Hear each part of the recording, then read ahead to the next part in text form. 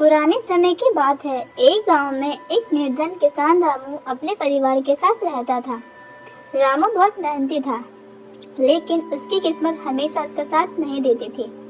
खेती से इतनी आमदनी नहीं हो पाती थी कि वह अपने परिवार का पालन पोषण अच्छे से कर सके। एक दिन निराश होकर वह जंगल की ओर चल पड़ा, यह सोचते हुए कि शायद वहां से कोई रास्ता मिल जाए। रामू जंगल में चलते चलते थक गया और एक पेड़ के नीचे बैठ गया।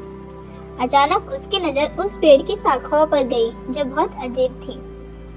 तभी पेड़ से एक आवाज आई, तुम्हारे पास एक मौका है, जो भी मन्नत मांगोगे पूरी होगी, पर याद रहे जो भी मांगोगे उसका सही उपयोग करना होगा।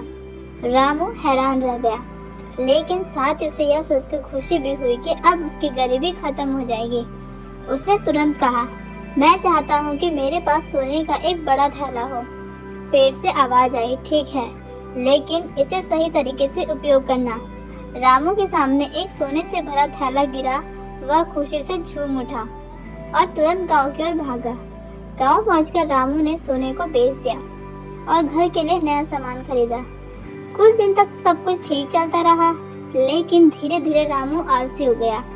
उसने खेतों में काम करना बंद कर दिया और अपने सोने के भरोसे ही रहने लगा। लेकिन एक दिन सारा सोना खत्म हो गया। रामू फिर से उसी स्थिति में आ गया जहां से उसने शुरुआत की थी। उसे समझ में आया कि बिना मेहनत के कुछ भी नहीं टिकता। वह वापस उसी पेड़ के पास गया और पेड़ से माफी मांगी। उसने कहा, मैंने सोने का सही उपयोग नहीं किया, मुझे अपनी मेहनत से सब कुछ हासिल करना है।